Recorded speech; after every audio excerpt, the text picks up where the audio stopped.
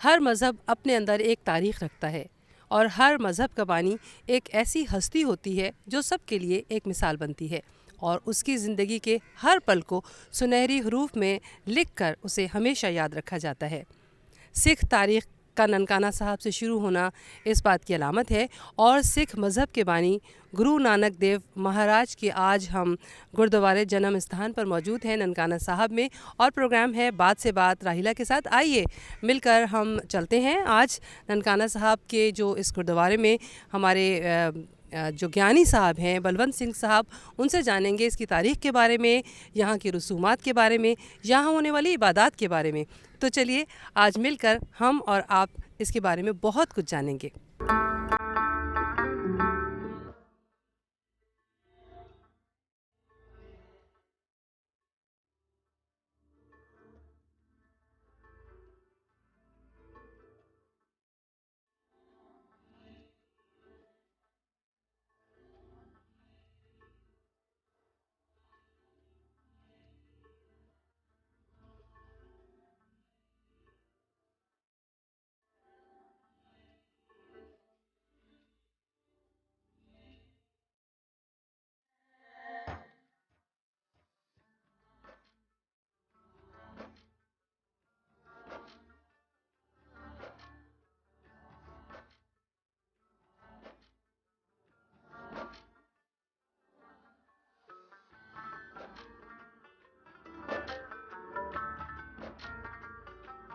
बात से बात राहिला के साथ में मैं आपकी मेज़बान राहिला फ़िरदौस। इस वक्त हम मौजूद हैं ननकाना साहब में और मेरे साथ इस वक्त मौजूद हैं गुरु नानक जी के जन्म स्थान पर यहाँ के ज्ञानी जी बलवंत सिंह साहब। आइए इनसे इस हवाले से बातचीत करते हैं। ज्ञानी जी, आप कैसे हैं? वाहिगुरु जी का खालसा, वाहिगुरु जी की फ़तेह, सत श्री अकाल, अस्सलाम वालेकुम जी। बिल्कुल ठीक हूँ जी। अच्छा, हम लोग अब आज ख़ास तौर पर जो है वो यहाँ इस खूबसूरत जो हमारी इबादत गाह है इसके बारे में कुछ जानना चाहेंगे। हमारे देखने वालों को बताइएगा कि इसकी जो है तारीख़ क्या है। यहाँ पे गुरु नानक देव जी महाराज सन 1469 को मेहता कल्याण दा सोरफ कालू माता तृप्ता जी दे कुखों रायपुर दी तलवंडी मौजूदा श्री ननकाना साहिब विच जन्म होया सी। ये जन्म स्थान है उनका, यहाँ पे उनका जन्म हुआ था। अच्छा जी। और इनके यहाँ पे 7 करामात जो थे वो भी ज़ाहिर हुए थे। जैसा पहला करामात था जो बच्चों के साथ खेलने गए, बाकी बच्चे खेलने में मसरूफ़ थे लेकिन गुरु नानक देव जी इबादत में। दूसरी करामात ये थी कि जब उस्ताद उसको पढ़ाने के लिए ऊड़ा लिखा और ऊड़े के साथ जब ऊँट लिखा तो गुरु नानक साहब जी महाराज जी ने ऊँट को हाथ से कपड़े से साफ़ किया और उस जगह पे लिखा ऊड़ा उपमा ताकी की जय जाका अंत ना पाया। तुसी अल्लाह ताला दे नाम नाल शुरुआत करो, वो बढ़ता जाएगा, कदी घट नहीं होएगा। तीसरी करामात सी जदों स्कूल तो पढ़िया लिखा करार दे दिता गया, वो सी गुरुद्वारा मालजी साहिब। जदों गुरु नानक देव जी महाराज जी उस स्थान ते उस जगह ते अपने घर दियां गाइयां मंझां चारण वास्ते लैके गए तो उत्थे की होया कि आप जी एक दरख्त थले जाके बैठते सन और गाइयां मंझां चारण वास्ते छड़ते सन। एक दिन आप जी की अख लग गई और सूरज की सवाई जदों चेहरे ते आई तो कोबरा सब ने आन के आप जी के चेहरे उपर छां की थी। एक गुरुद्वारा है, गुरुद्वारा बैंक बाज़ार दे विच है और ये नज़ारा उस वक्त का जिहड़ा बादशाह सी राय बुलार अहमद खान भट्टी ने अपनी अखां नाल वेख्या सी। ते जदों पंजवीं करामात जिहड़ी है वो सी क्यारा साहब। क्यारा साहब गुरुद्वारा तकरीबन लास्ट गुरुद्वारा है जिथे गाइयां मੱਝਾਂ किसी के किसान नूं खेत नूं चर गईयां सन, खा गईयां सन।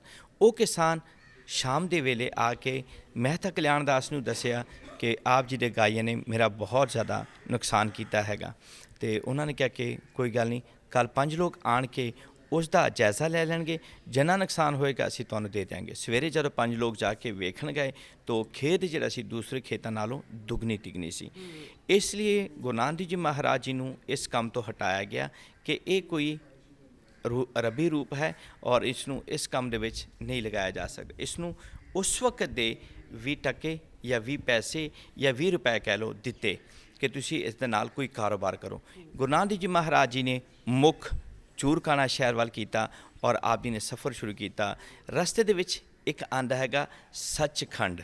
सचखंड जदों उत्थे जाके जदों आप जी बैठे तो एक कोलों लंघ रहा सी गुड़ वेचण वाला जिन्हें अपना गुड़ जिहड़ा सी लदया होया सी खोते दे उपर।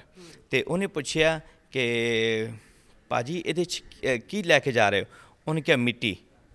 ਉਹਨੇ ਸਮਝਿਆ ਕਿ ਫਕੀਰ ਆਦਮੀ ਹੈ, ਮੰਗੇਗਾ ਫਿਰ ਮੈਂ ਉਹਨੂੰ ਕੀ ਦੇਵਾਂਗਾ। ਤੇ ਉਹ ਆਪਣੇ ਜਗਰ ਜਦੋਂ ਲੈ ਕੇ ਆਪਣਾ ਫਰੂਖਾਬਾਦ ਦੀ ਮੰਡੀ 'ਚ ਲੈ ਕੇ ਗਿਆ, ਜਦੋਂ ਉੱਥੇ ਪਲਟਾਇਆ ਤੇ ਉਹ ਮਿੱਟੀ ਨਿਕਲੀ। ਤੇ ਉਹਨੇ ਵੇਖਿਆ ਕਿ ਮੈਂ ਗਲਤ ਸ਼ਬਦ ਬੋਲੇ ਨੇ, ਸਿੱਧਾ ਆ ਕੇ ਬਾਬਾ ਜੀ ਕੋਲ ਮਾफ़ੀ ਮੰਗੀ। ਤੇ ਮਤਲਬ ਜਦੋਂ ਮਾफ़ੀ ਮੰਗੀ ਤਾਂ ਉਹਨੇ ਕਿਹਾ ਕਿ ਮੇਰੇ ਕੋਲ ਇਸ ਚੀਜ਼ ਦੀ ਗਲਤੀ ਹੋ ਗਈ ਕਿ ਮੈਂ ਤੁਹਾਡੇ ਨਾਲ ਝੂਠ ਬੋਲਿਆ ਤੇ ਮੇਰੇ ਕੋਲ ਗੁੜ ਸੀ। ਤੇ ਉਹਨੇ ਕਿਹਾ ਚਲੋ ਤੁਹਾਨੂੰ ਇਸ ਚੀਜ਼ ਦਾ ਅਹਿਸਾਸ ਹੋ ਗਿਆ, ਜਾਓ ਦੁਬਾਰਾ ਉਹਨੂੰ ਬੋਰੀ 'ਚ ਪਾ ਕੇ ਦੁਬਾਰਾ ਪਲਟਾਓ, ਉਹ ਗੁੜ ਹੋ ਜਾਏਗਾ।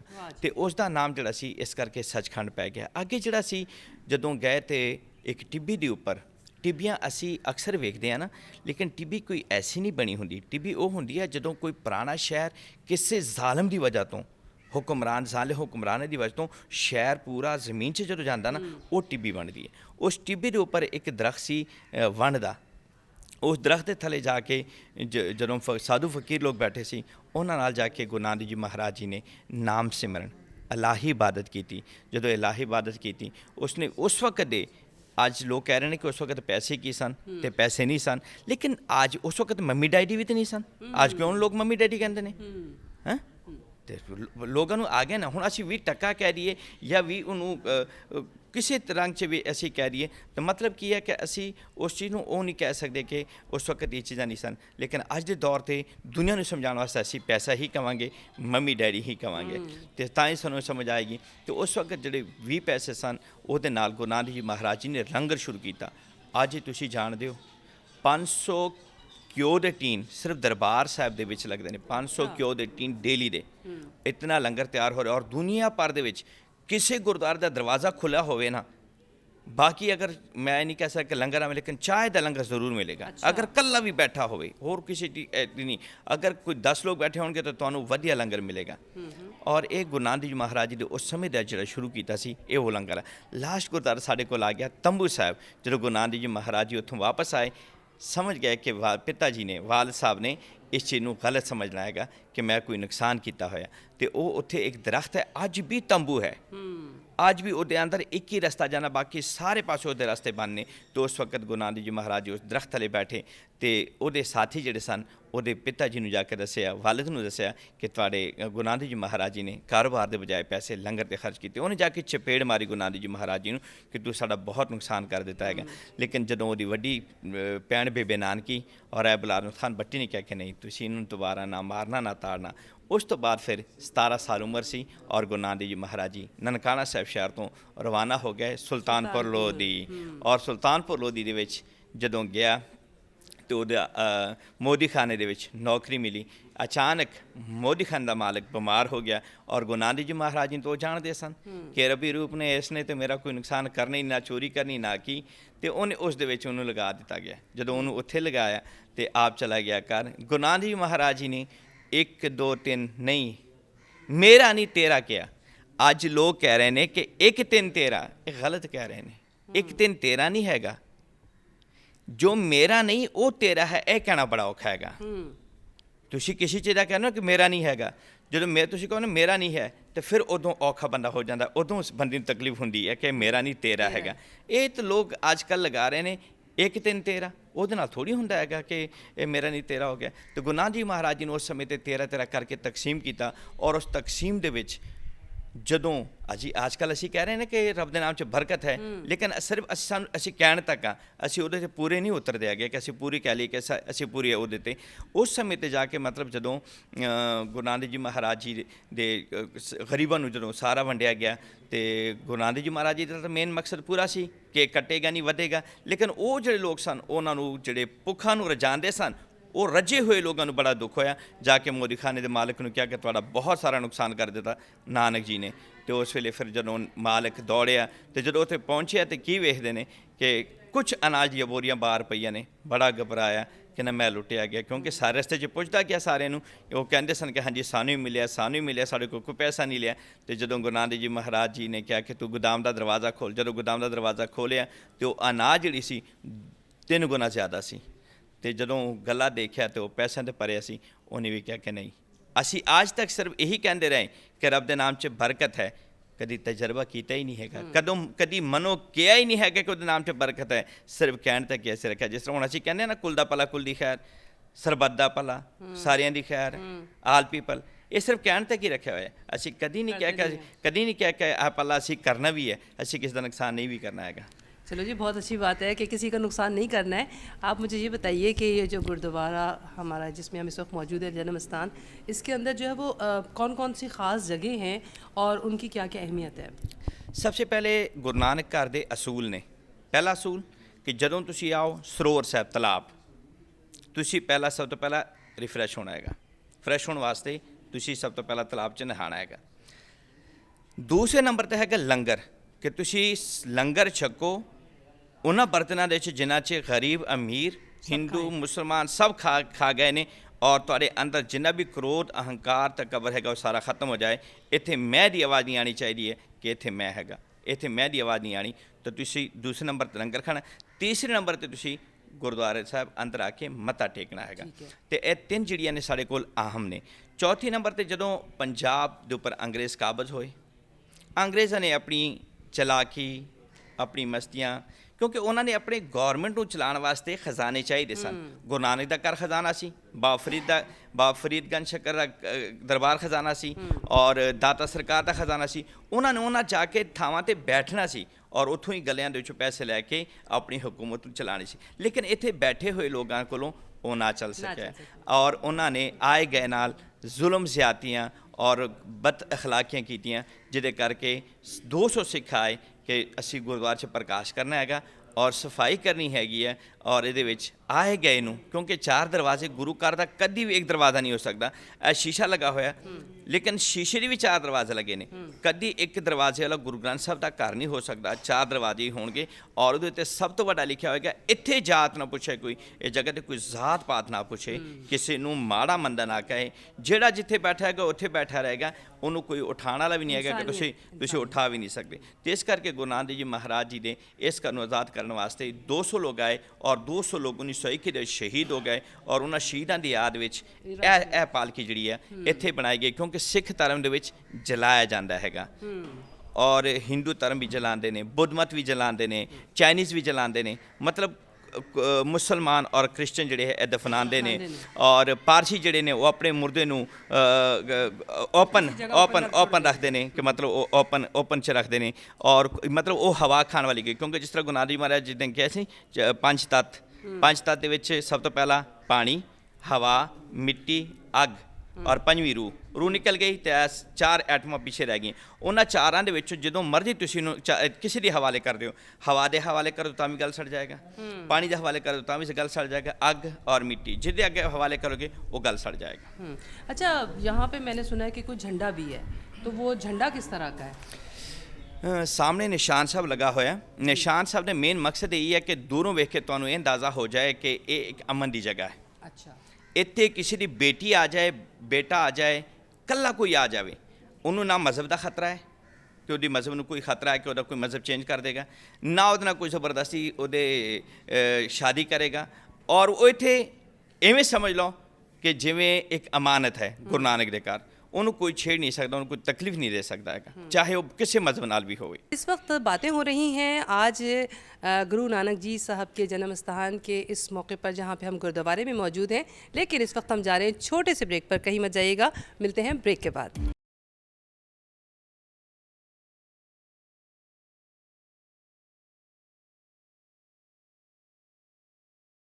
अच्छा, यहाँ पर जो है वो अमूमन कौन कौन से वक्त में जो है वो ज़्यादातर यात्री जमा होते हैं और वो कौन सी ख़ास तकरीबात होती हैं? ਸਭ ਤੋਂ ਪਹਿਲਾਂ ਬਾਬਾ ਗੁਰੂ ਨਾਨਕ ਸਰਕਾਰ ਜੀ ਦਾ ਜਨਮ ਦਿਨ ਦੇ ਮੌਕੇ 'ਤੇ ਜਿਹਨੂੰ ਆਪਾਂ ਕਹਿੰਦੇ ਆ ਗੁਰਪੁਰਬ, ਅਸਲ 'ਚ ਅੱਜ ਲੋਕ ਕਹਿ ਰਹੇ ਮੇਲਾ।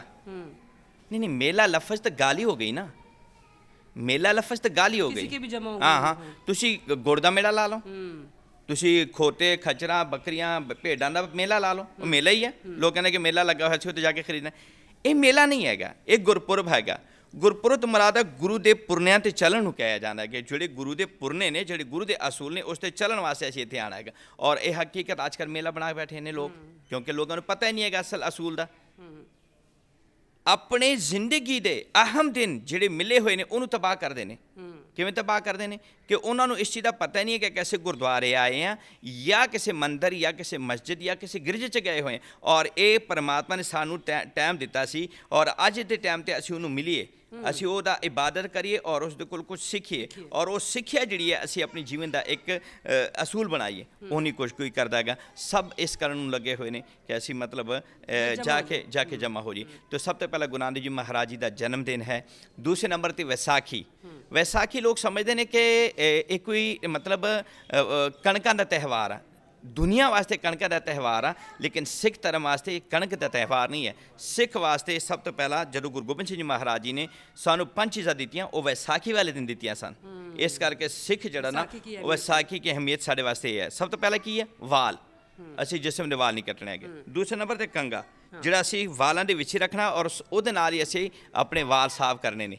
ਤੀਸਰੇ ਨੰਬਰ ਤੇ ਕੜਾ ਹੈਗਾ। ਕੜੇ ਦਾ ਮੇਨ ਮਕਸਦ ਕੀ ਹੈ?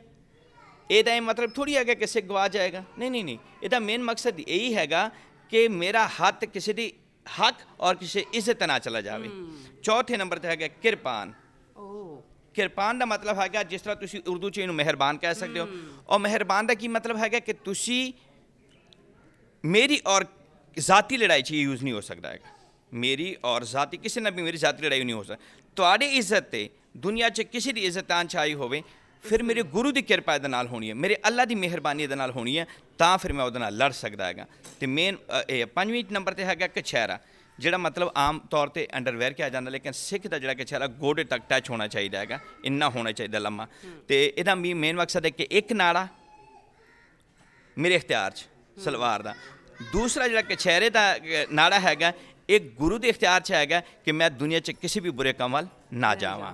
ਇਹ ਵਿਸਾਖੀ ਦਾ ਮੇਨ ਮਕਸਦ ਇਹੀ ਹੈ, ਕਿਉਂਕਿ ਗੁਰੂ ਗੋਬਿੰਦ ਸਿੰਘ ਮਹਾਰਾਜ ਜੀ ਨੇ ਸਾਨੂੰ ਇਹ ਵਿਸਾਖੀ ਵਾਲੇ ਦਿਨ ਦਿੱਤੇ ਸਨ। ਔਰ ਜਦੋਂ ਵੀ ਅਸੀਂ ਵਿਸਾਖੀ ਮਨਾਉਂਦੇ, ਸਾਡਾ ਮੇਨ ਤਿਉਹਾਰ ਹੁੰਦਾ ਹੀ ਇਹੀ ਹੈ। ਇਹਦੇ 'ਚ ਸਾਡਾ ਕੋਈ ਮੇਲਾ ਨਹੀਂ, ਉਹ ਵੀ ਇੱਕ ਤਿਉਹਾਰ ਹੈ ਸਾਡਾ। ਗੁਰੂ ਦੇ ਦਿੱਤੇ ਹੋਏ ਪੁਰਨੇ ਨੇ 5, ਅਸੀਂ ਉਹਨਾਂ 'ਤੇ ਚੱਲਣਾ ਹੈਗਾ, ਅੰਮ੍ਰਿਤ ਛਕਣਾ ਹੈਗਾ ਔਰ ਅਸੀਂ ਬੁਰੇ ਕੰਮਾਂ ਤੋਂ ਤੋਬਾ ਕਰਨਾ ਹੈਗਾ। ਬੁਰੇ ਕੰਮ ਜਿਸ ਤਰ੍ਹਾਂ ਪਰਾਈ ਔਰਤ, ਪਰਾਈ ਦੌਲਤ, ਨਸ਼ਾ, ਸ਼ਰਾਬ, ਇਹ ਚੀਜ਼ਾਂ ਜਿੰਨੀਆਂ ਨੇ ਅਸੀਂ ਉਹਨੂੰ ਤਰਕ ਕਰਨਾ ਹੈਗਾ। ਆਮ ਰੂਟੀਨ 'ਚ ਵੀ ਮਨਾ ਹੈ, ਲੇਕਿਨ 5 ਕਕਾਰਾਂ ਤੋਂ ਬਾਅਦ ਗੁਰੂ ਗੋਬਿੰਦ ਸਿੰਘ ਜੀ ਮਹਾਰਾਜ ਦੇ ਅੰਮ੍ਰਿਤ ਪਾਨ ਨਾਲ ਉਸ ਤੋਂ ਬਾਅਦ 3 ਚੀਜ਼ਾਂ ਤੋਂ ਪੱਕਾ ਹੀ ਤੋਬਾ ਹੋ ਗਿਆ ਨਾ। ਲੇਕਿਨ ਆਮ ਰੂਟੀਨ 'ਚ ਵੀ ਗੁਰੂ ਨਾਨਕ ਦੇਵ ਜੀ ਮਹਾਰਾਜ ਜੀ ਤੋਂ ਲੈ ਕੇ 10 ਗੁਰੂ ਸਾਹਿਬਾਨ ਔਰ 10ਵੇਂ ਗੁਰੂ ਸਾਹਿਬਾਨ ਤੋਂ ਬਾਅਦ ਗੁਰੂ ਗ੍ਰੰਥ ਸਾਹਿਬ ਮਹਾਰਾਜ ਤੱਕ ਸਾਨੂੰ ਇਹ ਚੀਜ਼ ਦੀ ਮਨਾਹੀ ਦਿੱਤੀ ਹੋਈ ਹੈ ਕਿ ਕਦੀ ਵੀ ਤੁਸੀਂ ਇਹੋ ਜਿਹੀ ਚੀਜ਼ਾਂ ਨਹੀਂ ਵਰਤਣੀਆਂ। तो ये 2 त्यौहार होते हैं यहाँ पर। 2 ਤਿਉਹਾਰ। ਤੀਸਰਾ ਤਿਉਹਾਰ ਹੈਗਾ ਸਾਡਾ 5ਵੇਂ ਗੁਰੂ ਦਾ। ਜਦੋਂ 5ਵੇਂ ਗੁਰੂ ਦੇ ਅਸੂਲਾਂ ਨੂੰ, ਜਿਹੜੇ 5ਵੇਂ ਗੁਰੂ ਦੇ ਨਿਯਮ ਨੂੰ, ਧਰਮ ਨੂੰ ਤੋੜਨ ਦੀ ਗੱਲ ਸੀ ਕਿ ਤੁਸੀਂ ਧਰਮ ਛੱਡ ਦਿਓ ਅਤੇ ਅਸੀਂ ਮਤਲਬ ਤੁਹਾਨੂੰ ਰਿਹਾ ਕਰ ਦਿਆਂਗੇ। ਔਰ ਜਿਹੜਾ ਉਸ ਵਕਤ ਦਾ ਚੰਦੂ ਸੀ, ਉਸ ਨੇ ਕਿਹਾ ਸੀ ਕਿ ਗੁਰੂ ਹਰਗੋਬਿੰਦ ਸਾਹਿਬ ਮਹਾਰਾਜ ਜਿਹੜੇ ਉਹਦੇ ਬੇਟੇ ਸਨ, ਉਹਦੀ ਸ਼ਾਦੀ ਉਹਦੀ ਬੇਟੀ ਨਾਲ ਹੋਵੇ। ਗੁਰੂ ਅਰਜਨ ਦੇਵ ਜੀ ਮਹਾਰਾਜ ਜੀ ਨੂੰ ਇੱਕ ਲੈਟਰ ਸਿੱਖ ਪੰਥ ਕੌਮ ਨੇ ਦਿੱਤਾ ਸੀ ਕਿ ਚੰਦੂ ਇੱਕ ਐਸਾ ਬੰਦਾ ਹੈਗਾ ਕਿ ਜਿਹਦੇ ਮਤਲਬ ਅਹੰਕਾਰੀ ਹੈ, ਤਕਬਰੀ ਹੈ, ਜਿਹਦਾ ਅਸੀਂ ਬਿਲਕੁਲ ਵੀ ਰਿਸ਼ਤਾ ਜਿਹੜਾ ਅਸੀਂ ਕਬੂਲ ਨਹੀਂ ਕਰਾਂਗੇ, ਅਤੇ ਕਿਰਪਾ ਕਰਕੇ ਤੁਸੀਂ ਇਹਦਾ ਰਿਸ਼ਤਾ ਨਾ ਕਬੂਲ ਕਰਿਓ। ਅਤੇ ਇਹ ਜਿਹੜੀ ਗੱਲ ਸੀ ਉਹ ਇਸ ਗੱਲ 'ਤੇ ਆ ਨਹੀਂ ਸੀ ਰਿਹਾ, ਕਿਉਂਕਿ ਉਹਦੀ ਬੇਟੀ ਦੀ ਸ਼ਾਦੀ ਹੋ ਨਹੀਂ ਸੀ ਰਹੀ। ਇਸ ਜ਼ਬਰਦਸਤੀ 'ਤੇ ਤੁਲ ਗਿਆ ਸੀ ਔਰ ਉਹਦੀ ਬੇਟੀ ਨੂੰ ਜਿਹੜਾ ਸੀ ਗੁਰੂ ਹਰਗੋਬਿੰਦ ਸਾਹਿਬ ਮਹਾਰਾਜ ਬਹੁਤ ਪਸੰਦ ਸੀ, ਕਿਉਂਕਿ ਬਹੁਤ ਵੱਡਾ ਜਵਾਨ ਸੀ। ਔਰ ਸਮੇਂ ਦੇ ਮੁਤਾਬਕ ਜਦੋਂ ਗੁਰੂ ਅਰਜਨ ਦੇਵ ਜੀ ਮਹਾਰਾਜ ਸ਼ਹੀਦ ਹੋਏ, ਉਸ ਤੋਂ ਬਾਅਦ ਉਹਨੇ 2 ਤਲਵਾਰਾਂ ਪਾਈਆਂ, ਇੱਕ ਮੀਰੀ ਦੀ ਅਤੇ ਇੱਕ ਪੀਰੀ ਦੀ। ਇੱਕ ਮੇਰੇ ਵਾਸਤੇ, ਇੱਕ ਦੁਨੀਆ ਵਾਸਤੇ, ਕਿ ਦੁਨੀਆ ਦੇ ਵਿੱਚ ਕਿਸੇ ਦੇ ਉੱਪਰ ਜ਼ੁਲਮ ਆਵੇ ਤਾਂ ਉਹਦਾ ਮੈਂ ਟਾਕਰਾ ਕਰਾਂ, ਉਹਨੂੰ ਮੈਂ ਬਚਾਵਾਂ। ਸਿੱਖ ਧਰਮ ਦੀ ਕੋਈ ਵੀ ਕੰਮ ਹੋਇਆ ਅੱਜ ਤੱਕ ਦੁਨੀਆ ਦੇ ਉੱਤੇ, ਉਸ ਦੇ ਉੱਤੇ ਸਭ ਤੋਂ ਜ਼ਿਆਦਾ ਸਿੱਖ ਦਾ ਜਿਹੜਾ ਹੈ ਉਹ ਮੇਨ ਜਿਹੜਾ ਲੌਜਿਕ ਹੋਇਆ ਹੈ ਉਹ ਇਹ ਹੋਇਆ ਕਿ ਆਪਣੇ ਵਾਸਤੇ ਨਹੀਂ, ਦੂਸਰਿਆਂ ਵਾਸਤੇ ਜੀਣਾ ਹੈਗਾ। ਅੱਜ ਤੱਕ ਅਗਰ ਮੁਲਕ ਤੋਂ ਵਾਂਝਾ ਹੈ, ਅਗਰ ਮੁਲਕ ਤੋਂ ਬਾਹਰ ਹੈ, ਅੱਜ ਤੱਕ ਮੁਲਕ ਨਹੀਂ ਬਣਿਆ, ਤਾਂ ਸਭ ਤੋਂ ਜ਼ਿਆਦਾ ਇਹਨੇ ਆਪਣੇ ਆਪ ਨੂੰ ਲੁਟਾਇਆ ਹੈ ਦੂਸਰਿਆਂ ਵਾਸਤੇ। ਅੱਜ ਤੁਸੀਂ ਕਿਸਾਨਾਂ ਦਾ ਦੇਖ ਲਓ, ਕਿਸਾਨਾਂ ਦੀ ਲੜਾਈ ਇਕੱਲੀ ਸਿੱਖ ਦੀ ਥੋੜ੍ਹੀ ਸੀ, ਸਾਰਿਆਂ ਦੀ ਸੀ, ਪੂਰੀ ਹਿੰਦੁਸਤਾਨ ਦੀ ਸੀ। ਪੰਜਾਬ ਕਿੰਨਾ ਕੁ ਹੈਗਾ, ਬਾਕੀ ਸੂਬੇ ਤੁਸੀਂ ਉਹਨਾਂ ਦੇ ਦੇਖ ਲਓ, 28 ਸੂਬੇ ਹੋਰ ਨੇ, 27 ਸੂਬੇ ਕੀ ਪੂਰੇ ਹਿੰਦੁਸਤਾਨ ਵਾਸਤੇ ਲੜੇ ਔਰ ਉਹਨਾਂ ਨੇ ਉਹ ਜਿਹੜੀ ਜੰਗ ਸੀ ਉਹ ਜਿੱਤੀ। ਅਤੇ ਮੇਨ ਮਕਸਦ ਸਾਡਾ ਇਹੀ ਹੈ ਕਿ ਅਸੀਂ ਸਿੱਖ ਧਰਮ ਦਾ ਜੀਵਨ ਜਿਹੜਾ ਹੈ ਉਹ ਦੂਸਰਿਆਂ ਵਾਸਤੇ ਹੈ, ਕਿਉਂਕਿ ਗੁਰੂ ਨਾਨਕ ਸਾਹਿਬ ਮਹਾਰਾਜ ਜੀ ਨੇ ਕਿਹਾ, ਸਗਲੇ ਜੀ ਤੁਮਾਰੇ ਬੁਰਾ भला कहो किसनू कहिए, सारे जी परमात्मा तेरे ने, मैं किनू बुरा ते किनू चंगा कवां। बा फरीद गंज शकर बहुत सोहना फरमा रहे ने, फरीदा खालक खलक महे, खलक वसै रब माहे, मंदा किसनू आखिए जा तिस बिन कोई ना है। ਉਹਦੇ ਕੋਲ ਉਹ ਅੱਖ ਆ ਗਈ ਸੀ ਬਾ ਫਰੀਦ ਕੋਲ, ਜਿਹਦੇ ਵਿੱਚ ਸਭ ਦੇ ਵਿੱਚ ਖੁਦਾ ਵੇਖ ਰਿਹਾ ਸੀ।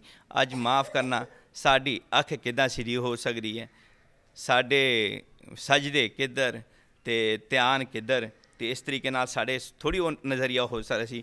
ਬਾਬਾ ਫਰੀਦ ਗੰਜ ਸ਼ੱਕਰ ਨੇ ਖੁਦ ਵੇਖਿਆ ਕਿ ਸਾਰਿਆਂ ਦੇ ਵਿੱਚ ਖੁਦਾ ਮੌਜੂਦ ਹੈ। ਉਸਨੇ ਸਭ ਤੋਂ ਇਨਕਾਰ ਕੀਤਾ ਕਿ ਮੈਂ ਕਿਸ ਨੂੰ ਮੰਦਾ ਨਹੀਂ ਆਖ ਸਕਦਾ ਹੈਗਾ। ਅੱਜ ਮੈਂ ਕਹਿ ਰਿਹਾ, ਅਗਰ ਕਿਸੇ ਨੇ ਜੀਵਨ ਦੇ ਵਿੱਚ, ਕਿਸੇ ਨੇ ਆਪਣੀ ਜ਼ਿੰਦਗੀ ਵਿੱਚ ਇੱਕ ਮੈਸੇਜ ਹੈ, ਖੂਨ ਚੈੱਕ ਕਰ ਦਿਓ। ਅਗਰ ਤੁਹਾਡਾ ਡਾਕਟਰ ਤੁਹਾਨੂੰ ਦੱਸਦਾ ਹੈਗਾ ਕਿ ਤੁਹਾਡਾ ਸਾਰਾ ਹੀ ਮਤਲਬ ਖੂਨ ਠੀਕ ਹੈ ਔਰ ਟੈਸਟ ਤੁਹਾਡੇ ਸਾਰੇ ਸਹੀ ਆਏ ਨੇ ਔਰ ਤੁਸੀਂ ਸਾਰਾ ਕੁਝ ਖਾ ਸਕਦੇ ਹੋ, ਮੈਂ ਕਹਿੰਦਾ ਅਗਰ ਜੀਵਨ ਦੇ ਵਿੱਚ ਅਗਰ ਰੂਹ ਦੀ ਜਿਹੜੀ ਅੰਦਰ ਸਾਡੇ ਅੰਦਰ ਚੱਲ ਰਹੀ ਹੈ, ਅਗਰ ਤੁਸੀਂ ਉਸ ਦੀ ਟੈਸਟ ਕਰਨਾ ਚਾਹੁੰਦੇ ਹੋ ਤਾਂ ਉਹ ਵੀ ਬੜਾ ਆਸਾਨੀ ਨਾਲ ਹੋ ਸਕਦਾ ਹੈਗਾ। ਕਿਵੇਂ ਹੋਏਗਾ? ਗਵਾਂਢੀ ਨੂੰ ਦੇਖ ਲਓ, ਭੈਣ ਭਰਾ ਨੂੰ ਵੇਖ ਲਓ, ਹਿੰਦੂ ਨੂੰ ਵੇਖ ਲਓ, ਮੁਸਲਮਾਨ ਨੂੰ ਵੇਖ ਲਓ, ਕ੍ਰਿਸਚਨ ਨੂੰ ਵੇਖ ਲਓ, ਆਪਣੇ ਆਪ ਤੋਂ ਅਮੀਰ, ਆਪਣੇ ਆਪ ਤੋਂ ਗਰੀਬ ਨੂੰ ਵੇਖ ਲਓ। ਅਗਰ ਤੁਹਾਨੂੰ ਸਾਰੇ ਚੰਗੇ ਲੱਗਦੇ ਹਨ ਤਾਂ ਸਮਝ ਲਓ ਤੁਹਾਡੇ ਸਜਦੇ ਰੱਬ ਦੇ ਦਰਗਾਹ 'ਚ ਕਬੂਲ ਹੋਏ ਨੇ ਔਰ ਤੁਹਾਡੀ ਜਿਹੜੀ ਰੂਹ ਆ ਉਹ ਬਿਲਕੁਲ ਸਹੀ ਹੈ, ਉਹ ਜੰਨਤ ਦੇ ਕਾਬਲ ਹੈ ਔਰ ਉਹ ਜੰਨਤ 'ਚ ਜਾਏਗੀ। ਦੂਸਰਾ ਇੱਕ ਮੈਸੇਜ ਹੋਰ ਹੈਗਾ, ਤੁਸੀਂ ਭਾਵੇਂ ਪੜ੍ਹ ਲਓ ਬਿਕਨ ਹਾਊਸ ਸਕੂਲ ਦੇ, ਤੁਸੀਂ ਭਾਵੇਂ ਪੜ੍ਹ ਲਓ ਦਾਇਰੇ ਅਲਕਮ ਦੇ, ਤੁਸੀਂ ਦੁਨੀਆ ਦੇ ਕਿਸੇ ਸਕੂਲ 'ਚ ਪੜ੍ਹ ਲਓ, ਲੇਕਿਨ ਜਦੋਂ ਵਕੀਲ ਬਣੋਗੇ ਕਾਲਾ ਕੋਟ ਹੀ ਪੈਣਾ, ਤੁਹਾਡੀ ਕੋਈ ਵਰਦੀ ਕਮ ਨਹੀਂ ਆਣੀ। ਅਤੇ ਜਦੋਂ ਤੁਸੀਂ ਪੜ੍ਹ ਲਓ ਕਿਸੇ ਵੀ ਸਕੂਲ ਦਾ, ਤੁਹਾਡੇ ਕਿਸੇ ਵੀ ਵਰਦੀ ਉਸ ਫੌਜ ਦੇ ਵਿੱਚ ਕੰਮ ਨਹੀਂ ਆਏਗੀ, ਤੁਹਾਨੂੰ ਉਹੀ ਪਾਣੀ ਪਏਗੀ। ਇਨਸਾਨੋ ਮੰਨ ਜਾਓ, ਇਹ ਕੁਰਾਨ ਸ਼ਰੀਫ, ਇਹ ਬਾਈਬਲ, ਇਹ ਗੀਤਾ, ਇਹ ਗੁਰੂ ਗ੍ਰੰਥ ਸਾਹਿਬ ਮਹਾਰਾਜ ਸਾਨੂੰ ਇਨਸਾਨ ਬਣਾਉਣ ਵਾਸਤੇ ਆਈ ਹੈ, ਨਾ ਮੁਸਲਮਾਨ ਅਤੇ ਨਾ ਸਿੱਖ ਅਤੇ ਨਾ ਹਿੰਦੂ। ਹਾਂ, ਯੂਨੀਫਾਰਮ ਮੇਰਾ ਮੁਸਲਮਾਨ ਦਾ ਹੈ, ਹਾਂ ਮੇਰਾ ਯੂਨੀਫਾਰਮ ਸਿੱਖ ਦਾ ਹੈ, ਹਾਂ ਮੇਰਾ ਯੂਨੀਫਾਰਮ ਕ੍ਰਿਸਚਨ ਦਾ ਹੈ, ਹਾਂ ਮੇਰਾ ਯੂਨੀਫਾਰਮ ਹਿੰਦੂ ਦਾ ਹੈ, ਬੁੱਧ ਮਤ ਦਾ ਹੈ, ਪਾਰਸੀ ਦਾ ਹੈ, ਲੇਕਿਨ ਮੈਂ ਬਣ ਕੇ ਜਾਣਾ ਇਨਸਾਨ, ਨਾ ਮੈਂ ਜਾਣਾ ਮੁਸਲਮਾਨ ਅਤੇ ਨਾ ਮੈਂ ਜਾਣਾ ਸਿੱਖ। ਔਰ ਇੱਥੇ ਵੱਡਾ ਮਿਸਾਲ ਦੇ ਕੇ ਸਮਾਪਤੀ ਕਰਾਂ, ਕੜਾ ਜੇ ਇੱਕ ਅੱਖ ਦੇ 35 ਪਰਦੇ ਖੁਦਾ ਲਗਵਾ ਸਕਦਾ ਹੈਗਾ, ਇੱਕ ਗੁਰਦੇ ਦੇ ਅੰਦਰ ਕਿਤਨੀ ਬਾਰੀਕੀ ਨਾਲ ਉਹ ਸਾਰਾ ਕੁਝ ਹੋਇਆ ਵਾ, ਅਤੇ ਖੁਦਾ ਇੱਕ ਕੜਾ ਨਹੀਂ ਪਵਾ ਸਕਦਾ ਸਿੱਖ ਨੂੰ, ਜੋ ਉਹਨੇ ਸਿੱਖ ਹੀ ਬਣਾ ਕੇ ਭੇਜਣਾ ਅਤੇ ਕੜਾ ਵੀ ਪਵਾ ਕੇ ਭੇਜ ਦੇ। ਅਤੇ ਅਗਰ ਮੁਸਲਮਾਨ ਬਣਾ ਕੇ ਭੇਜਣਾ ਹੈਗਾ, ਤੁਹਾਨੂੰ ਨਹੀਂ ਪਤਾ ਹੈਗਾ ਕਿ ਮੁਸਲਮਾਨ ਦੇ ਘਰ ਪੈਦਾ ਹੋ ਰਿਹਾ, ਉਹ ਸੁਨਤ ਵੀ ਕਰਾ ਕੇ ਭੇਜ ਦੇਵੇ, ਨਹੀਂ, ਉਹ ਇਨਸਾਨ ਬਣਾ ਕੇ ਭੇਜ ਰਿਹਾ। ਅਸੀਂ ਆਪਣੀ ਯੂਨੀਫਾਰਮ ਪਾ ਕੇ ਅਤੇ ਅਸੀਂ ਇਸ ਦੁਨੀਆ ਤੋਂ ਇਨਸਾਨ ਬਣ ਕੇ ਜਾਣਾ ਹੈ ਔਰ ਇਹ ਮੈਸੇਜ ਜਿਹੜਾ ਹੈ ਸਾਰੇ ਇਨਸਾਨਾਂ ਵਾਸਤੇ ਹੈ, ਤਾਂ ਕਿ ਅਸੀਂ ਦੁਨੀਆ ਦੇ ਉੱਤੇ ਜਦੋਂ ਤੱਕ ਕਹਾਂਗੇ ਕਿ ਮੈਂ ਸਿੱਖ ਹਾਂ ਅਤੇ ਸਮਝ ਲਓ ਮੈਂ ਫੇਲ ਹਾਂ। ਜਦੋਂ ਮੈਂ ਕਹਾਂਗਾ ਕਿ ਮੈਂ ਇਨਸਾਨ ਹਾਂ तो मतलब है कि ਅਸੀਂ कहेंगे कि ਅਸੀਂ ਹੁਣ पास हैं। ज्ञानी जी, बहुत बहुत खूबसूरत बातें आप बता रहे हैं हमारे तमाम ही देखने वालों को, लेकिन मैं चाहती हूँ कि यहाँ पर जो होने वाली चौथी हमारी जो त्यौहार है, हाँ, उसके बारे में भी बताइए। चौथी त्यौहार हैगी महाराजा रणजीत ਸਿੰਘ। महाराजा रणजीत ਸਿੰਘ ਉਹ ਯੋਧਾ ਹੋਇਆ, ਉਹਦੀ ਬਰਸੀ ਕਿਉਂ ਸਿੱਖ ਧਰਮ 'ਚ ਮਨਾਈ ਗਈ, ਉਹਦੀ ਅਹਿਮੀਅਤ ਕਿਉਂ ਸਾਡੇ ਵਿੱਚ ਵੱਡੀ ਹੋਈ, ਉਹਦਾ ਮੇਨ ਇਹੀ ਸੀ ਕਿ ਉਹਨੇ ਵੀ ਜੋ ਗੁਰੂਆਂ ਨੇ ਰਸਤਾ ਦੱਸਿਆ ਸੀ ਨਾ, ਉਸ ਰਸਤੇ 'ਤੇ ਚਲੇ। ਇੱਕ ਅੰਗਰੇਜ਼ਾਂ ਦੀ ਚਾਲ ਨੇ ਅਤੇ ਇੱਕ ਉਸ ਵਕਤ ਦੇ ਡੋਗਰਾਂ ਦੀ ਚਾਲ ਨੇ ਮਹਾਰਾਜਾ ਰਣਜੀਤ ਸਿੰਘ ਨੂੰ ਇੱਕ ਵੈਸ਼ਿਆ ਦੇ ਪ੍ਰੋਗਰਾਮ 'ਤੇ ਬੁਲਾਇਆ। ਅੱਛਾ, ਨਾਚ ਗਾਣੇ ਦਾ ਪ੍ਰੋਗਰਾਮ ਸੀ, ਵੈਸ਼ਿਆ ਨਾਚ ਰਹੀ ਸੀ, ਅਤੇ ਜਦੋਂ ਪਤਾ ਲੱਗਾ ਅਕਾਲ ਤਖਤ ਨੂੰ ਕਿ ਮਹਾਰਾਜਾ ਰਣਜੀਤ ਸਿੰਘ ਨਾਚ ਦੇਖਣ ਵਾਸਤੇ ਗਿਆ, ਅਤੇ ਸਵੇਰੇ ਹੀ ਅਕਾਲ ਤਖਤ ਤੋਂ ਉਹਨਾਂ ਨੇ ਹੁਕਮਨਾਮਾ ਜਾਰੀ ਕੀਤਾ ਕਿ ਅੱਜ ਤੋਂ ਬਾਅਦ ਮਹਾਰਾਜਾ ਰਣਜੀਤ ਸਿੰਘ ਨੂੰ ਕੋਈ ਫਤਿਹ ਨਹੀਂ ਬੁਲਾਏਗਾ, ਮਤਲਬ ਫਤਿਹ ਮਿਲਾਉਣ ਤੋਂ ਕੋਈ ਸਲਾਮ ਨਹੀਂ ਕਰੇਗਾ, ਇਹ ਸਾਡੇ ਵੱਲੋਂ ਫਾਰਗ ਆ। ਕਾਰਨ ਪੁੱਛਿਆ ਉਹਨੇ ਕਿਹਾ ਇਹ ਇੱਧਰ ਕਿਉਂ ਗਿਆ, ਇਸ ਕੰਮ ਵੱਲ ਕਿਉਂ ਗਿਆ, ਅਤੇ ਮਤਲਬ ਹੈ ਕਿ ਏਡੀ ਵੱਡੀ ਸਜ਼ਾ ਉਹਨੂੰ ਦਿੱਤੀ ਗਈ। ਅਤੇ 21 ਦਿਨ ਦੇ ਜਿਹੜੇ ਬਰਤਨ ਸਨ ਮਹਾਰਾਜਾ ਰਣਜੀਤ ਸਿੰਘ ਕੋਲ ਧੁਆਏ ਸਨ। ਸਿੱਖ ਧਰਮ ਦੇ ਵਿੱਚ ਉਹਨੇ ਬਹੁਤ ਹੀ ਮੰਦਰ, ਮਸਜਿਦ, ਗਿਰਜੇ, ਗੁਰਦੁਆਰੇ ਸਭ ਬਣਾਉਣ ਵਾਲਾ ਅਗਰ ਕੋਈ ਹੁਕਮਰਾਨ ਹੈ ਸੀ ਤਾਂ ਉਹ ਹੈ ਮਹਾਰਾਜਾ ਰਣਜੀਤ ਸਿੰਘ। ਅੱਜ ਮੈਂ ਕਹਾਂਗਾ ਰੱਬੁਲ ਆਲਮੀਨ, ਖੁਦਾ, ਵਾਹਿਗੁਰੂ, ਗੋਡ ਇਮਰਾਨ ਖਾਨ ਸਾਹਿਬ ਨੂੰ ਵੀ ਲੰਮੀ ਉਮਰ ਦੇ, ਕਿਉਂਕਿ ਅੱਜ ਉਹਦਾ ਵੀ ਇਹੀ ਚਾਲ ਹੈ, ਅੱਜ ਉਹਦੀ ਵੀ ਉਹੀ ਕਦਮ ਨੇ। ਬੇਸ਼ੱਕ ਦੁਨੀਆ ਨੂੰ ਅੱਛੇ ਨਹੀਂ ਲੱਗਦੇ, ਉਹਦੀ ਵਜ੍ਹਾ ਇਹ ਆ ਕਿ ਜਦੋਂ ਮਨ ਦੇ ਅੰਦਰ ਅਹੰਕਾਰ ਔਰ ਜਦੋਂ ਮਨ ਦੇ ਅੰਦਰ ਖੁਦਾ ਬਚ ਜਾਵੇ ਨਾ, ਅਹੰਕਾਰ ਨਿਕਲ ਜਾਏ ਔਰ ਖੁਦਾ ਬਚ ਜਾਏ, ਫਿਰ ਉਹਨੂੰ ਕੁਛ ਨਹੀਂ ਨਜ਼ਰ ਆਉਂਦਾ ਹੈਗਾ। ਉਹਨੂੰ ਹਿੰਦੂ, ਸਿੱਖ, ਕ੍ਰਿਸਚਨ ਕੋਈ ਨਜ਼ਰ ਆਉਂਦਾ, ਉਹਨੂੰ ਸਿਰਫ ਖੁਦਾ ਹੀ ਨਜ਼ਰ ਆਉਂਦਾ ਹੈਗਾ। ਅਤੇ ਜਿਹਨੂੰ ਖੁਦਾ ਨਜ਼ਰ ਆਉਣਾ ਸ਼ੁਰੂ ਹੋ ਜਾਏ, ਉਹੀ ਮੇਨ ਸਾਡਾ ਲੌਜਿਕ ਹੈ, ਔਰ ਮੇਨ ਸਾਡਾ दुनिया के ऊपर आने का भी साडा वही है। वैसे एक बात मैं हमेशा कहूँगी कि मोहब्बत की और मज़हब की कोई सरहदें नहीं होती हैं, बिल्कुल लेकिन नहीं है। क्योंकि इस वक्त हम दो सरहदों के दरमियान में हैं, लेकिन वहाँ से भी बहुत सारे यात्री यहाँ पर आते हैं, और आपको यहाँ की हुकूमत की तरफ से किस तरह की सपोर्ट मिलती है? जिन्हें भी मौजूदा हुक्मरान रहे ने और जिन्हें भी हुण तक चले ने, असी तय दिलों, क्योंकि बजाते खुद मैंने 20 साल हो गए थे ड्यूटी करदे नूं, और 1988 तो मैं ननकाना साहब दे विच हां। ते यकीन करो किसी हुक्मरान ने भी नहीं कहा, किसी हुक्मरान ने नहीं कहा कि सिख यात्री गुरुद्वारे मत्था टेकन ना आन। बाकी एक माँ के कोख दे विचों जन्म लैण वाले तुसीं किधरे भी वेख लो, 4 भरा ने 5 भरा ने, सारिਆਂ ਦਾ ਜ਼ੇਨ, सारिਆਂ ਦਾ मेन एक जैसा नहीं हो सकता है। सब वक्रे वक्रे सोचते होंगे ने, कोई लड़ाकू तो कोई प्यार करने वाला, कोई कमाई करने वाला तो कोई लुटाण वाला, ये सारे होंगे ने। तो देशों के भी हर पासे इहो जिहे लोग होंगे ही ने, लेकिन पाकिस्तान के जिन्हें हुक्मरान रह चुके हैं, इमरान खान साहब ने तो कमाल कर दी है। उन्हें करतारपुर साहब का काम या जिन्हें भी गुरुद्वारे के मौजूदा हुण काम चला रहा है, असीं उहदे तह दिलों शुक्रगुजार है। गुरु नानक साहब दे अगे साडी अरदास है कि उहदी लम्मी आयु और जो इस वेले जो हुकूमत चल रही है उहदे च रब मुलालमीन नूं कामयाबी दे, ताकि जो साडे अवाम है वो इस वेले मतलब इस परेशानी दे विच महंगाई दे रब साडे मुश्किल जिहड़े ने आसान करे। अच्छा, जाना मस्तान में जब अभी हम गए थे तो मैंने ये देखा कि वहाँ पर एक किताब पढ़ी जा रही थी, तो ये कौन सी किताब है, पढ़ते कौन लोग हैं, और वो जो किताब है उसमें क्या बयान किया गया है? गुरु ग्रंथ साहब साडा 11वां गुरु, अलाही बाणी नूं ही रब्बुल आलमीन दे शब्द नूं ही गुरु कहा गया। रब्बुल आल दा खुदा दा जिहड़ा जिक्र है, वाहिगुरू दा जिहड़ा जिक्र है, उसनूं ही गुरु क्या है। तो गुरु ग्रंथ साहब दे विच 36 बजुर्गों का कलाम शामिल है, जिस बाबा फरीदगंज शकर, बाबा कबीर जी, 6 गुरु साहबान, 15 भगत, 11 पठ और 4 गुरु सिखां दा जिहड़ा है कलाम उहदे विच शामिल है। और सब दा सिर एक ही है, किसी का सिर भी आप जी नूं कदी भी गुरु ग्रंथ साहब महाराज दे विच तुहानूं नज़र नहीं आएगा। जिथे लिखा जाता है बेनमाजा कुत्तिया ए न पली रीत, कभी चल न आया पंजे वक़्त मसीत, उठ फरीदा उजू साज, सुबह नमाज गुजार, जो सिर साई ना निवै सो सिर कप उतार। इस तरह 5 नमाजा वक़्त पंज, पंजे पंजा नाव, 5 नमाज ने 5 उंगलियां ने, पहला सच हलाल, दुआ तीजा खैर खुदाए, चौथी नी एतरास, मन 5वीं सिफत सुनाए, करनी कलमा आख के ता मुसलमान सदाए, सच्चाई नाल प्यार नाल पढ़ी हुई नमाज, पढ़ी हुई इबादत और उसी दा ही साढ़े विच मतलब प्रवानगी है, कबूलता है। और गुरु ग्रंथ साहब महाराज सभी सांझा वालता दा गुरु है। जिहड़ा भी आया असी ना करी किसी नूं कहा कि तुसी अरबी च ना किसी नूं खुदा तआला नूं याद ना करो, ना किसी हिंदी च कहा तो ना किसी इंग्लिश च कहा। जिहड़ा आया जिस जबान च भी गुरु नानक साहब महाराज जी ने किसी ने कहा, किसी नूं कदी नहीं रोकया कि तू दुरूद शरीफ नहीं पढ़ना, कदी किसी ने कहा कि तुसी अपना कलाम नहीं पढ़ना। हर एक दा आपो अपना जबान है। हुण अगर किसी नूं आपां जाइए मलेशिया दे विच, ते मलेशिया च मलाई जबान दे विच दुध नूं सुसू कहंदे ने, और असी पंजाब च सुसू किसी होर नूं कहंदे हैं, तो सानू उत्थे सुसू ही कह के दुध लेना पैना। अगर असी पेशावर जाइए तो उन्हें कहिए दुध दे, दूध दे, हलीब दे, मिल्क दे, पता ही नहीं लगना उन्होंने। जो कहेंगे शुदे या पे फिर देंगे। इसी तरह सरायकी च चले जाओ, मतलब सिर्फ जबाना का ही फर्क है। मान लो किसी भी धर्म दे विच, किसी भी दुनियादारी दे विच, किसी दे रब्बुल आलमीन दी किथे भी तुहानूं नहीं मिलेगा कि किसी नूं तकलीफ दे के तुसी कुछ करो जी। इस वक्त बातें हो रही हैं आज गुरु नानक जी साहब के जन्म स्थान के इस मौके पर, जहां पे हम गुरुद्वारे में मौजूद हैं। लेकिन इस वक्त हम जा रहे हैं छोटे से ब्रेक पर, कहीं मत जाइएगा, मिलते हैं ब्रेक के बाद।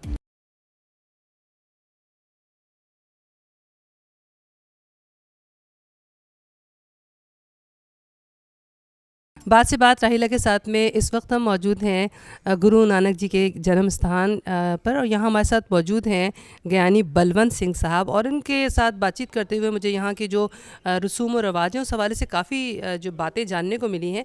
लेकिन मैं चाहूँगी कि इस जो गुरुद्वारे के अंदर होने वाली रोज़मर्रा जो इबादत होती हैं और जो लोग बाहर से आते हैं वो यहाँ पर किस तरह से जो है वो इबादत करते हैं, उसके बारे में भी हम इनसे दरियाफ़्त करना चाहेंगे। जी जी, सुबह शाम के 2 टाइम इबादत है, और ये इबादत शुरू होती है हमारी सुबह 3 बजे से।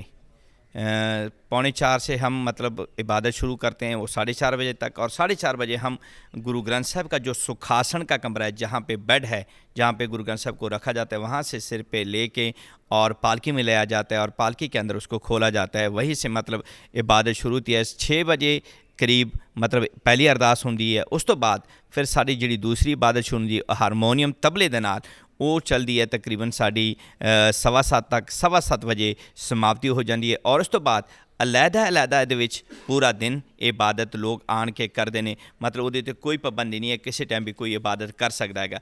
इस तो बाद साड़ी होंदी है शाम की इबादत, वो पूरे 5 बजे शुरू होंदी है। 5 बजे तो 5:30 बजे तक एक अरदास हो जाती है, और ਉਹਦੇ ਵਿੱਚ हलवा तकसीम हो जाता है, प्रशाद तकसीम हो जाता है।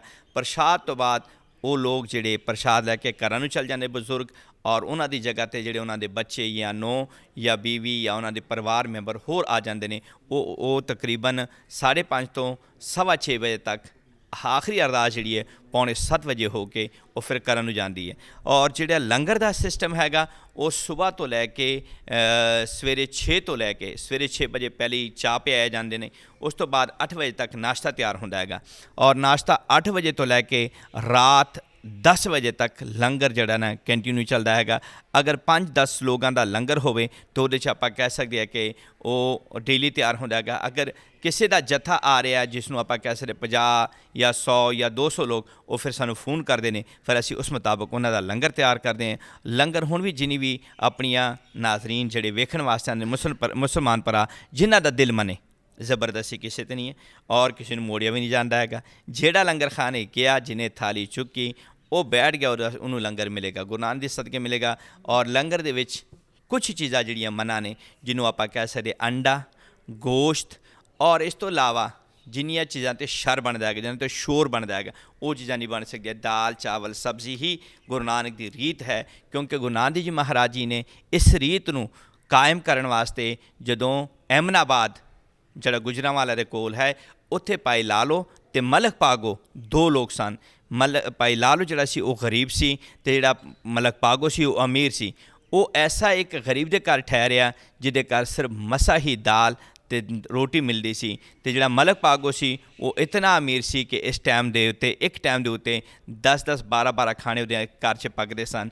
जिस तरह पता चलिया कि गुरु नानक देव जी महाराज उन्होंने शहर च आए ने, तो उन्होंने भी लंगर वास्ते कहा कि तुसी साडे लंगर विच आके लंगर छको, तो उन्होंने कहा कि नहीं मैं तुहाडे घर नहीं आ सकता, क्योंकि तुहाडे लंगर दे विच गरीबां दा खून शामिल है, तो क्योंकि रिज़्क हलाल नहीं है, इस करके मैं तुहाडे घर नहीं आ सकता। तो जदों उन्होंने कहा कि तुसी किस तरह कह सकते हो कि मेरे रोटी च गरीबां दा खून शामिल है, तुसी उन्होंने कहा कि तुसी किन्ने लोगों के ज़मीनां किन्ने लोगों के कारोबारां च तुहाडी दखल अंदाजियां ने, सो तुसी इन्हां नूं रोको तो तुहाडे रोटी च भी निकल जाएगा। वो कहना मैं इस चीज़ नूं मनदा नहीं। फिर जिथे हुण गुरुद्वारा बनिया हैगा रोड़ी साहब गुरुद्वारा, जिथे मतलब मोड़ अहमदाबाद तो अंदर तकरीबन 7-10 किलोमीटर के फासले ते हैगा, उस जगह दे ते गुरु नानक देव जी महाराज जी आए और गरीब के घरों सुक्की रोटी लेके आए, और मलक पागो दा बनया होया लंगर दोनों नूं जदों हथ चलिया तो समय वक्त दे उस वक्त उन्होंने समझाया, जो जोर दिता तो एक खून और ये दुध निकलिया। तो मतलब गरीब दे जिहड़ी रोटी सी, जिहड़ा रोज़ाना कमांदा सी, रोज़ाना खांदा सी, उस दुध निकलिया। तो जिन्हें लोगों के घर मकान ज़मीन जायदाद खोए हुए सन, उस खून निकलिया। समझ आई कि जदों भी किसी का तुसी हक रखोगे, इस तरह ही फिर तुहाडे खाने भी इस तरह के होणगे। तो मतलब उस वक्त मलक पागो नूं समझ आई, तो उस वक्त उन्हें बकाया जायदाद जिहड़ी सी ज़मीन सी वो उन्हां दे हवाले कीती, ते जिहड़ी सी उन्हां दे अपनी जिहड़ी हिस्से च ज़मीन आ रही सी उन्होंने गुरुद्वारे के नाम की। अज भी वो गुरुद्वारे के नाम है वो ज़मीन, वो जायदाद, और गुरुद्वारा उत्ते चल रहा है। सो गुरु नानक के घर दे विच दाल चावल सब्ज़ी ਇਹਨਾਂ ਚੀਜ਼ਾਂ ਦੀ ਇਜਾਜ਼ਤ ਹੈ। ਇਹਦੇ ਵਿੱਚ ਕਹਿ ਲਓ ਕਿ ਪਕੌੜੇ, ਸਮੋਸੇ ਜਾਂ ਅਦਰ ਕੋਈ ਵੀ ਚੀਜ਼ ਬਣਾਉਂਦੇ ਹੋ, ਉਹ ਗੁਰੂ ਨਾਨਕ ਦੇ ਘਰ ਦੀ ਆਈਟਮ ਨਹੀਂ ਹੈ, ਕਿਉਂਕਿ ਗੁਰੂ ਨਾਨਕ ਦੇ ਘਰ ਉਹ ਚੀਜ਼ ਬਣੇ ਜਿਹਦੇ 'ਤੇ ਲੋਕ ਆਰਾਮ ਨਾਲ ਬੈਠ ਕੇ ਖਾ ਸਕੇ। ਤੁਸੀਂ ਵੀ ਚੈੱਕ ਕੀਤਾ ਹੋਣਾ ਕਿ ਇੱਕ ਟਾਈਮ ਦੀ ਦਾਲ ਪੱਕੀ ਹੋਈ ਔਰ ਤੁਹਾਨੂੰ 3 ਟਾਈਮ ਮਿਲੀ ਹੋਈ ਹੋਏਗੀ, ਇੱਕ ਟਾਈਮ ਦਾ ਗੋਸ਼ਤ ਬਣਿਆ ਹੋਇਆ ਹੋਵੇ ਔਰ ਤੁਹਾਨੂੰ ਦੂਸਰੇ ਟਾਈਮ ਕੀ ਉਸੇ ਟਾਈਮ ਹੀ ਨਾ ਮਿਲੀ ਹੋਈ ਹੋਵੇ। ਤੇ ਮਤਲਬ ਹੈ ਕਿ ਉਹਨਾਂ 'ਚ ਬਰਕਤ ਨਹੀਂ ਹੈ, ਔਰ ਦਾਲ ਚਾਵਲ ਸਬਜ਼ੀ 'ਚ ਬਰਕਤ ਹੈ। ਇਸ ਕਰਕੇ ਗੁਰੂ ਨਾਨਕ ਜੀ ਮਹਾਰਾਜ ਜੀ ਨੇ ਹੁਕਮ ਇਹੀ ਕੀਤਾ कि गुरु का च ही तैयार होवे। ये ज्ञानी साहब आपने बहुत ही तफसील से मुझे इस बारे में बताया है। मैं ये जानना चाहती हूँ कि क्योंकि ज़ाहिर है ये एक इस्लामिक कंट्री है, मुसलमान मुल्क है, इसमें आपका क्या ख़्याल है कि अक़लियतों के हुकूक़ के हवाले से आपको कैसा महसूस होता है कि यहाँ पर रहते हुए आपकी मज़हबी इबादत में हुकूमत की तरफ से भी आपको सपोर्ट मिलती है और आम लोगों की तरफ से किस तरह का तासुर मिलता है? ਮੈਂ ਇਹਦਾ ਜਵਾਬ ਤਾਂ ਪਹਿਲੇ ਵੀ ਦੇ ਚੁੱਕਿਆ ਹੈਗਾ। ਇੱਕ ਘਰ ਦੇ ਵਿੱਚ ਮੈਂ ਕਿਹਾ ਕਿ 4 ਭਰਾ ਇੱਕ ਕੁੱਖ 'ਚੋਂ ਜਨਮ ਲੈਂਦੇ ਨੇ, ਲੇਕਿਨ ਉਹਨਾਂ ਦੇ ਖਿਆਲਾਤ ਆਪੋ ਆਪਣੇ ਹੁੰਦੇ ਨੇ। ਗੌਰਮੈਂਟਾਂ ਸਾਰੀਆਂ ਸਹੀ ਰਹਿ ਚੁੱਕੀਆਂ ਨੇ, ਗੌਰਮੈਂਟ ਨੇ ਕਿਸੇ ਵੀ ਮਜ਼ਹਬ ਨੂੰ ਤਕਲੀਫ ਨਹੀਂ ਦਿੱਤੀ ਹੈਗੀ, ਲੇਕਿਨ ਜਿਹੜੇ ਹੁੰਦੇ ਨੇ ਤਕਲੀਫ ਦੇਣ ਵਾਲੇ ਲੋਕ, ਔਰ ਉਹ ਉਹਨਾਂ ਲੋਕਾਂ ਨੇ ਤਕਲੀਫਾਂ ਲੋਕਾਂ ਨੂੰ ਦਿੱਤੀਆਂ ਵੀ ਨੇ ਅਤੇ ਖੁਦ ਲਿੱਤੀਆਂ ਵੀ ਨੇ। ਇਹ ਨਹੀਂ ਹੈਗੇ ਕਿ ਕਿਸੇ ਨੂੰ ਤਕਲੀਫ ਦਿੱਤੀ ਹੋਈ ਹੋਵੇ, ਕਿਉਂਕਿ ਗੁਰੂ ਨਾਨਕ ਜੀ ਮਹਾਰਾਜ ਜੀ ਨੇ ਬਾਣੀ 'ਚ ਕਲਾਮ 'ਚ ਹੀ ਕਿਹਾ, ਆਪੇ ਬੀਜ ਆਪੇ ਹੀ ਖਾਓ, ਜੋ ਬੀਜੋਗੇ ਖਾਓਗੇ ਉਹੀ। ਇਸ ਨੂੰ ਕੱਢ ਵੱਧ ਨਹੀਂ ਕਰ ਸਕਦੇ ਕਿ ਤੁਸੀਂ ਕਹੋਗੇ ਕਿ ਅਨਾਰ ਬੀਜਿਆ ਹੋਏ ਅਤੇ ਉਹ 'ਚ ਸੇਬ ਨਿਕਲਿਆ ਹੋਵੇ, ਕਣਕ ਬੀਜੀ ਹੋਏ ਤਾਂ ਉਹਦੇ 'ਚ ਜਨਾਬ ਕੋਈ ਹੋਰ ਚੀਜ਼ ਨਿਕਲ ਆਈ, ਨਹੀਂ, ਜੋ ਬੀਜੋਗੇ ਖਾਓਗੇ ਉਹੀ। अच्छा, ये जन्मदिन के मौके पर जो इंडिया से यात्री आते हैं यहाँ पर यात्रा करने के लिए, उनका इंतज़ाम और ये कितनी तादाद में लोग आते हैं, और फिर जब वो यहाँ आते हैं तो ज़ाहिर है कि उनके बुज़ुर्ग यहाँ पे रह चुके हैं, अपनी ज़मीनें छोड़ के गए, अपने लोगों को छोड़ के गए, तो आज भी वो जब यहाँ आते होंगे उनको अपनायत का एहसास तो होता ही होगा, लेकिन उनको यहाँ पर रहते हुए ख़ास तौर पर जो है वो किस तरह के इंतज़ामात उनके लिए किए जाते हैं, उनकी हिफाजत के एतबार से भी और यहाँ रिहाइश के लिए? ਪਾਕਿਸਤਾਨ ਚੂँਕਿ ਸ਼ੁਰੂ ਤੋਂ ਹੀ ਇੱਕ ਖੁਸ਼ਹਾਲ ਮੁਲਕ ਰਹਿ ਚੁੱਕਿਆ ਹੈਗਾ। ਇੱਕ ਬੰਦਾ ਕਮਾਉਣ ਵਾਲਾ ਸੀ, ਸਾਰੇ ਖਾਣ ਵਾਲੇ ਸੀ, ਬਲਕਿ ਹੁਣ ਵੀ ਤਕਰੀਬਨ 1-2 ਜਿਹੜੇ ਕਮਾਈ 'ਤੇ ਆ ਗਏ ਆ, ਬਾਕੀ ਹੁਣ ਤੱਕ ਉਹੀ ਨੇ, ਇੱਕ ਕਮਾਉਣ ਵਾਲਾ ਅਤੇ ਬਾਕੀ ਸਾਰੇ ਖਾਣ ਵਾਲੇ। ਅਤੇ ਇਸ ਕਰਕੇ ਨਜ਼ਰ ਜਿਹੜੀ ਲੱਗੀ ਉਹ ਤਕਰੀਬਨ ਸਾਨੂੰ 1990 ਤੋਂ ਬਾਅਦ ਨਜ਼ਰ ਲੱਗਣੀ ਸ਼ੁਰੂ ਹੋਈ, ਔਰ ਸਾਡੇ ਪਿੱਛੇ ਧਮਾਕਿਆਂ ਵਾਲੇ, ਬੰਮਾਂ ਵਾਲੇ ਸਾਰੇ ਸਾਡੇ ਪਿੱਛੇ ਪੈ ਗਏ ਕਿ ਬਾਕੀ ਲੋਕ ਜਾ ਕੇ ਸਾਰੇ ਘਰ ਦੇ ਜੀ ਕਮਾਉਂਦੇ ਨੇ, ਇਕੱਲੇ ਕਮਾ ਕੇ, ਅਤੇ ਇਕੱਲੇ ਮਤਲਬ ਸਾਰੇ ਪਰਿਵਾਰ 10-10 ਲੋਕਾਂ ਨੂੰ ਪਾਲਦੇ ਨੇ। ਅਤੇ ਉਹੀ ਨਜ਼ਰ ਸਾਨੂੰ ਵੀ ਪਾਕਿਸਤਾਨ 'ਚ ਵੀ ਲੱਗੀ, ਔਰ ਪਾਕਿਸਤਾਨ ਦੇ ਵਿੱਚ ਵੀ ਜਿੰਨੀ ਵੀ ਤਕਲੀਫਾਂ ਆਈਆਂ ਉਹਦੇ ਵਿੱਚ ਮਤਲਬ ਅਕਲੀਤੀਆਂ ਨੂੰ ਵੀ ਆਈਆਂ, ਸਭ ਨੂੰ ਤਕਲੀਫਾਂ ਆਈਆਂ। ਲੇਕਿਨ ਅਗਰ ਅਸੀਂ ਕਹੀਏ ਕਿ ਗੌਰਮੈਂਟ ਦੀ ਤਰਫੋਂ ਹਰ ਪਾਸੇ ਸਾਨੂੰ ਸ਼ੁਕਰ ਹੈ ਸੁੱਖ ਹੀ ਮਿਲਿਆ ਹੈਗਾ, ਔਰ ਇਬਾਦਤ ਹੋ ਗਏ, ਚਾਹੇ ਉਹ ਸਕੂਲ ਨੇ, ਚਾਹੇ ਸਾਡੇ ਕਾਰੋਬਾਰ ਨੇ, ਔਰ ਆਮ ਸ਼ਹਿਰਾਂ ਦੇ ਵਿੱਚ ਵੀ ਸਾਡੇ ਹੁਣ ਨਨਕਾਣਾ ਸਾਹਿਬ ਵਸਨੀਕ ਸਾਰੇ ਸ਼ਹਿਰਾਂ ਦੇ ਵਿੱਚ ਮੌਜੂਦਾ ਨੇ, ਔਰ ਸਾਰੇ ਸ਼ਹਿਰਾਂ 'ਚ ਕਾਰੋਬਾਰ ਕਰਦੇ ਨੇ। ਪਰ ਹਕੀਕਤ ਹੈ, ਮੈਂ ਆਪਣਾ ਜ਼ਾਤੀ ਤੌਰ 'ਤੇ ਦੱਸ ਦੇਵਾਂ, ਮੈਂ ਕਿਸੇ ਬੈਂਕ 'ਚ ਚਲਾ ਜਾਵਾਂ, ਕਿਸੇ ਵੀ ਕਾਰੋਬਾਰ ਵਾਸਤੇ ਚਲਾ ਜਾਵਾਂ, ਅਤੇ ਮੈਂ ਲਾਈਨ 'ਚ ਨਹੀਂ ਖਲੋਂਦਾ ਹੈਗਾ। ਉਹ ਪਹਿਲੇ ਤੋਂ ਹੀ ਬੁਲਾਉਣਾ ਕਿ ਸਰਦਾਰ ਜੀ ਆ ਗਏ ਨੇ, ਉਹਨਾਂ ਨੂੰ ਬੁਲਾਓ। ਅਤੇ ਜਿਹੜੇ ਭਾਰਤ ਵਰਸ਼ ਤੋਂ ਜਿਹੜੇ ਆਉਂਦੇ ਨੇ ਉਹਨਾਂ ਦਾ ਵੀ ਤਕਰੀਬਨ ਸਾਡੇ ਮੁਲਕ ਦੇ ਵਿੱਚ ਬੜਾ ਸਹੀ ਤਰੀਕੇ ਨਾਲ ਵੈਲਕਮ ਕੀਤੀ ਜਾਂਦੀ ਸੀ 2004-05 ਤੱਕ, ਬਲਕਿ 2003-04 ਤੱਕ, ਕਿਉਂਕਿ ਜਦੋਂ ਹੀ ਇੱਥੇ ਉਤਰਦੇ ਸਨ ਨਾਲ ਹੀ ਉਹ ਆਪਣੇ ਪਿੰਡਾਂ ਨੂੰ, ਨਾਲ ਹੀ ਆਪਣੇ ਸ਼ਹਿਰਾਂ 'ਚੋਂ ਉਹਨਾਂ ਦੇ ਮਿੱਤਰ, ਉਹਨਾਂ ਦੇ ਭਰਾ, ਉਹਨਾਂ ਦੇ ਰਿਸ਼ਤੇਦਾਰ, ਉਹਨਾਂ ਦੇ ਸਾਰਾ ਯਾਨੀ ਕਿ ਆ ਕੇ ਉਹਨਾਂ ਨੂੰ ਆਪਣੇ ਪਿੰਡਾਂ 'ਚ ਲੈ ਕੇ ਜਾਂਦੇ ਸਨ। ਇੱਥੇ ਤੱਕ ਦੀ ਗੱਲ ਸੀ ਕਿ ਉਹਨਾਂ ਨੂੰ ਆਪਣੇ ਗੁਰੂ ਨਾਨਕ ਦੇ ਘਰ ਦੇ ਨਾਲੋਂ ਜ਼ਿਆਦਾ ਆਪਣੀ ਜਨਮ ਭੂਮੀ ਜ਼ਿਆਦਾ ਬਿਹਤਰ ਲੱਗਦੀ ਸੀ। ਉਹ ਮੱਥਾ ਟੇਕ ਕੇ ਹੀ ਨਿਕਲ ਜਾਂਦੇ ਸਨ, ਔਰ ਫਿਰ ਕੀ ਕਰਦੇ ਸਨ ਕਿ 9 ਦਿਨਾਂ ਬਾਅਦ ਜਾ ਕੇ ਲਾਹੌਰ ਸਾਨੂੰ ਮਿਲਦੇ ਸਨ, ਅਤੇ ਲਾਹੌਰੋਂ ਉਹ ਵਾਪਸ ਜਾਂਦੇ ਸਨ। ਬੜਾ ਹੀ ਅੱਛਾ ਮੌਕਾ ਰਿਹਾ ਸਰਦਾਰ ਸਿੱਖ ਕੌਮ ਵਾਸਤੇ। ਅਤੇ ਬਾਅਦ ਵਿੱਚ ਪਤਾ ਨਹੀਂ ਕਿਹੜੀ ਨਜ਼ਰ ਲੱਗ ਗਈ ਸਿੱਖ ਪੰਥ ਕੌਮ ਨੂੰ ਕਿ ਮਤਲਬ ਬੰਬ ਧਮਾਕਿਆਂ ਨੇ ਪਾਕਿਸਤਾਨ ਨੂੰ ਇਸ ਤਰੀਕੇ ਨਾਲ ਨਿਚੋੜਿਆ, ਇਸ ਤਰੀਕੇ ਨਾਲ ਤਕਲੀਫਾਂ ਦਿੱਤੀਆਂ ਕਿ ਅਸੀਂ ਹਰ ਇੱਕ ਕੋਲ ਡਰਨਾ ਸ਼ੁਰੂ ਕੀਤਾ ਕਿ ਸਾਡਾ ਦੁਸ਼ਮਣ ਪਤਾ ਨਹੀਂ ਇਸ ਵੇਲੇ ਕਿਹੜਾ ਹੈਗਾ, ਅਤੇ ਸਭ ਦਾ ਜਿਹੜਾ ਬਾਹਰ ਜਾਣਾ ਸੀ ਉਹ ਤਕਰੀਬਨ ਮਨਾ ਹੋ ਗਿਆ। ਫਿਰ ਹੁਣ ਇਮਰਾਨ ਖਾਨ ਸਾਹਿਬ ਦੀ ਹਕੂਮਤ ਆਈ ਹੈ, ਔਰ ਜਿੰਨੀਆਂ ਵੀ ਸਾਡੇ ਅਦਾਰੇ ਨੇ ਜਿਹੜੇ ਮਤਲਬ ਇਸ ਵੇਲੇ ਪਾਕਿਸਤਾਨ ਗੌਰਮੈਂਟ ਨੂੰ ਚਲਾ ਰਹੀਆਂ ਨੇ, ਔਰ ਇਸ ਵੇਲੇ ਉਹ ਚਾਹੇ ਫੌਜ ਆ ਅਤੇ ਚਾਹੇ ਸਾਡੇ ਦੂਸਰੇ ਪੁਲਿਸ ਆ, ਚਾਹੇ ਉਹ ਰੇਂਜਰ ਆ, ਚਾਹੇ ਉਹ ਕੋਈ ਵੀ ਅਦਾਰੇ ਨੇ, ਬੜੇ ਅੱਛੇ ਤਰੀਕੇ ਨਾਲ ਇਸ ਦੀ ਡੀਲਿੰਗ ਕਰਦੇ ਨੇ, ਔਰ ਬੜੇ ਅੱਛੇ ਤਰੀਕੇ ਨਾਲ ਸਿੱਖ ਕੌਮ ਨੂੰ ਮਾਰਕੀਟਾਂ ਦੇ ਵਿੱਚ ਔਰ ਰਿਹਾਇਸ਼ਾਂ ਦੇ ਵਿੱਚ ਉਹ ਲੈ ਕੇ ਜਾਂਦੇ ਨੇ। अच्छा, वो जो आपके पास यहाँ पर रहने की जगह बनी हुई है रिहाइश, वो किन लोगों के लिए है? उसमें कौन लोग आते हैं और कितने दिन ठहरते हैं? ਸਭ ਤੋਂ ਪਹਿਲਾਂ ਗੱਲ ਕਿ ਅਗਰ ਇਹੀ ਚੀਜ਼ ਤੁਸੀਂ ਹਿੰਦੁਸਤਾਨ ਦੇ ਵਿੱਚ ਲੈ ਜਾਓ ਜਾਂ ਵਿਦੇਸ਼ਾਂ 'ਚ ਲੈ ਜਾਓ ਤਾਂ ਮਤਲਬ ਹੈ ਕਿ ਉੱਥੇ ਇਹ ਚੀਜ਼ ਨਹੀਂ ਦੇਖੀ ਜਾਏਗੀ ਕਿ ਇਹ ਕੌਣ ਹੈ। 3 ਦਿਨ ਦਾ ਕਮਰਾ ਜਿਹੜਾ ਹੈ ਉਹ ਹਰ ਯਾਤਰੀ ਵਾਸਤੇ ਹੈ। ਉਹਦੇ ਵਿੱਚ ਨਾ ਮੁਸਲਮਾਨ, ਨਾ ਕ੍ਰਿਸਚਨ, ਨਾ ਹਿੰਦੂ ਨਹੀਂ ਦੇਖਿਆ ਜਾਏਗਾ। ਉਹ 3 ਦਿਨ ਲਈ ਕਮਰਾ ਦੇ ਦੇਣ ਮਤਲਬ ਉਹਨਾਂ ਨੂੰ ਦਿੰਦੇ ਨੇ ਔਰ 3 ਦਿਨ ਤੋਂ ਬਾਅਦ ਮਤਲਬ ਉਹਨਾਂ ਤੋਂ ਖਾਲੀ ਕਰਾਇਆ ਜਾਂਦਾ। ਸੇਮ ਟੂ ਸੇਮ ਪਾਕਿਸਤਾਨ 'ਚ ਵੀ ਇਹੀ ਚੀਜ਼ ਹੈ ਕਿ ਅਗਰ ਕੋਈ ਸਾਡੇ ਕੋਲ ਯਾਤਰੀ ਆਉਂਦਾ ਹੈਗਾ ਉਹਦੇ ਇੱਕ ਪਾਰਟ ਦੇ ਉੱਤੇ ਲੱਗਦੇ ਨੇ 48 ਘੰਟੇ ਔਰ ਅਸੀਂ ਉਹਨਾਂ ਨੂੰ ਤਕਰੀਬਨ 3 ਦਿਨਾਂ ਦੀ ਰਿਹਾਇਸ਼ ਦੀ ਇਜਾਜ਼ਤ ਹੁੰਦੀ ਹੈ।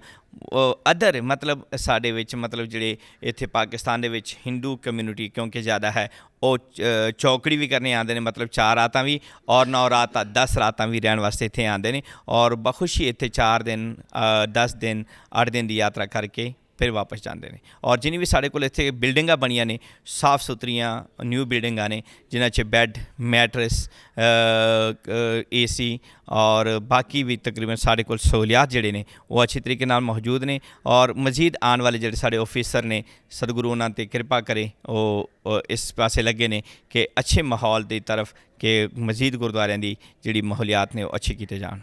बात से बात राहिला के साथ में इस वक्त हम मौजूद हैं ननकाना साहब में और इस वक्त गुरुद्वारा गुरु नानक जी के इस स्थान पे मौजूद हैं, जन्म स्थान पे मौजूद हैं और मेरे साथ ज्ञानी बलवंत सिंह साहब मौजूद हैं। काफ़ी तफसील से इन्होंने जो है वो यहाँ होने वाली रसूमात के बारे में और इस जगह के बारे में बताया है। लेकिन कुछ ऐसी बातें हैं जैसे इतनी बड़ी इमारत है, ये इतना बड़ा गुरुद्वारा है, इसके अंदर जो जन्म स्थान की जगह है वो तो एक पालकी है। उस पालकी के अलावा ये जो इतनी बड़ी जो इमारत है इसमें और क्या चीज़ है और उस जो पालकी के अंदर जो पढ़ा जा रहा है और वो जो उस जगह पे इबादत हो रही है वो अपनी जगह, लेकिन इसके आसपास के इन तमाम इलाकों में किस तरह से आप लोग क्या इबादत करते हैं? इसमें इबादत जो है वो तो मेन जन्म स्थान में ही होता है और जब बाबा जी के जन्मदिन का इवेंट चल रहा है उस वक्त इस पालकी में भी इबादत चलती है, गुरु ग्रंथ साहब रखा जाता है। 2 साढ़े पीछे हॉल ने वहाँ पे भी मतलब 4 जो अखंड पाठ साहब जो होते हैं जिसे अखंड पाठ साहब उनसे बोलते हैं, जिसको हम एक बार शुरू करें ख़त्म होने के बाद ही मतलब उसको 48 घंटे में पढ़ा जाता है। तो 48 घंटे हम उसको कंटिन्यू पढ़ते हैं। तो उसमें गुरु ग्रंथ साहब महाराज की पढ़ाई जो है वो बहुत मतलब महत्वपूर्ण है। उसी से हमारा जो गुरुपुरब है शुरू होता है और उसी से हमारा जो गुरुपुरब है ख़त्म होता है। और आपने पूछा कि मतलब इतनी बड़ी जगह है यहाँ पे मतलब टोटली इबादत ही चली, सभी यहाँ पे बैठ के सुनते हैं क्योंकि बहुत बड़ा साउंड सिस्टम लगा होता है। अच्छा। और कीर्तन पूरे मतलब जब से मतलब शुरू होता है, इस दफ़ा शुरू था हमारा 17-18-19 को जो प्रोग्राम था उसमें मतलब जो प्रोग्राम रखा गया था उसमें ये था कि 17 से शुरू हुआ था, 18 भी मुकम्मल दिन रात कीर्तन चला, 19 को भी चला और 20 के तकरीबन सुबह तकरीबन शाम तक रात 8 बजे तक कीर्तन चला। और फिर मतलब साथ साथ थोड़े थोड़े जैसे वक्फे से जत्थे सिंध से, पेशावर से, स्वात से, देश विदेश से जितनी भी आए थे सब यहाँ से वापस चलने शुरू हो गए। और ये मुकम्मल जगह बड़ी होती है, हमारे पास अपना कारपेट है, अपने ही हम अंदर का कारपेट यूज़ करते हैं। और उस वक्त के गवर्नमेंट जो होते हैं उसमें यहाँ पे बेहतरीन से यहाँ पे टेंटिंग वगैरह जो होती है वो करते हैं, बहुत ही बेहतरीन माहौल होता है उसमें। और सब यहाँ पे बड़ी ही प्रेम से, बड़ी ही श्रद्धा से लोग आते हैं। तो और 3 दिन तक जो मुसलसल पढ़ा जाता है तो वो 3 दिन तक कोई मुतवातिर मुसलसल कैसे पढ़ते हैं? उसको मतलब 2-2 घंटे ड्यूटी होती है और उस वक्त तो मतलब आधा घंटा भी पढ़ने को बड़ी मुश्किल से मिलता है। मतलब जितने भी पढ़ने वाले लोग होते हैं ना वो आधा घंटा पढ़ के ही मतलब जैसे मतलब आधा घंटा 20 मिनट किए और उठ जाता है। और इसी वजह से मतलब 17 तारीख रात को 12 बजे हमने पाठ रखा था, 19 तारीख रात को 12:15 बजे जो गुरु ग्रंथ साहब महाराज की पढ़ाई कंप्लीट हुई थी। जैसे ही अरदास होती है, जैसे ही लोग प्रसाद हलवा लेते हैं साथ साथ में ही जाना शुरू कर देते हैं और चले जाते हैं यहाँ से। साइड में हमारे यहाँ पे एक दरख्त है जो जिसके साथ हमारे 1921 में जो वाक़या हुआ था उसका जो मेन लीडर था उसको उसके साथ बांध के जलाया गया था। ये दरख्त भी जो 5 दरख्त है जिसके बारे में मैं बता रहा हूँ, पिपल, बोड़, वन, जंड, बेरी, इनके ना कलम मिलेंगे और ना ही इनका कोई फर्नीचर बन सकता है। ख़ास करके बेरी वो होती है जो दरमियान से बिल्कुल खाली होती है, मतलब उसमें उससे कोई इसलिए कोई चीज़ नहीं बन सकती। और अगर उसकी लकड़ आरे से चिराओ या कोई उसको काटे तो उसको पता चल जाता है कि काट मैं क्या रहा हूँ, इतनी सख्त लकड़ होती है और दरमियान उसकी जो बिल्कुल खाली होती है। बोर्ड का जो होता है, बोर्ड की तो वैसे भी कोई चीज़ बन नहीं सकती, पर इसके जो पत्ते होते हैं, आज भी दरबार साहब में चले जाओ, वहाँ पे आपके उनके जिन जो पत्ते हैं उनके मतलब बनते हैं, कौलियाँ बनती है और उन कौलियों में आपको प्रसाद मिलेगा और प्रसाद आप जाके गुरुद्वारा साहब के अंदर पेट करोगे। और गुरुद्वारा साहब जो इस वक्त जो बना हुआ ये 22 एकड़ में है। और अगर कोई मुझसे पूछता है तो मैं यही बताता हूँ कि गुरु नानक साहब तो 22 एकड़ का मालिक है।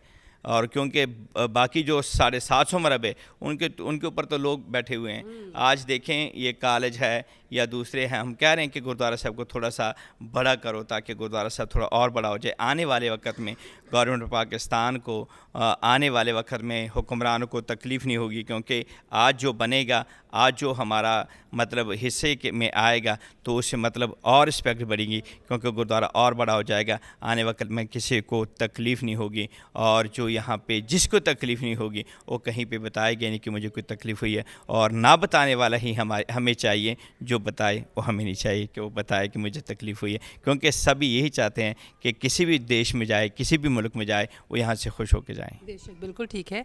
तो ज्ञानी बलवंत सिंह साहब के साथ हमने बहुत ही तफसील से जो है वो आज बातचीत की है। मैं आपका शुक्रिया अदा करूँगी, क्योंकि आपने न सिर्फ ये कि हमारे तमाम देखने वालों को ये जो सबक जो गुरु नानक जी ने दिया, इंसानियत के नाम, इन मोहब्बत का पैगाम, रवादारी का, मसावात का और सादगी का, ये एक बहुत बड़ा पैगाम है। क्योंकि हम सबसे पहले इंसान हैं और इंसानियत की अहमियत जो है वो किसी भी मज़हब से ज़्यादा होती है। तो मैं आपका शुक्रिया अदा करूँगी। बात से बात राहिला के साथ में हम इस वक्त मौजूद हैं ननकाना साहब में, और मैं समझती हूँ कि आज हमारी ये ख़ास बात है कि हमारे इस मुल्क पाकिस्तान में ये जो हमारा इतना खूबसूरत गुरुद्वारा है, इसमें हम लोगों ने यहाँ पर जो लोगों से हमारी मुलाकात हुई, हमारी ज्ञानी जी से मुलाकात हुई, तो अंदाज़ा ये हुआ कि मज़ाहिब की अपनी एक अहमियत है, लेकिन ख्वाह किसी भी जगह पर हों, किसी भी मुल्क में हों, लेकिन मज़हब बहुत ही अच्छा होता है अगर इंसानियत के साथ साथ हो। आप तमाम लोगों को आज के प्रोग्राम बात से बात राहिला के साथ में इतना ही कहूँगी कि आप इसी तरह मोहब्बत और रवादारी का सबक एक दूसरे के साथ भी रवा रखें, तो इंशाअल्लाह दुनिया खूबसूरत से खूबसूरत हो जाएगी। इसी के साथ इजाज़त दीजिएगा। अल्लाह हाफ़िज़।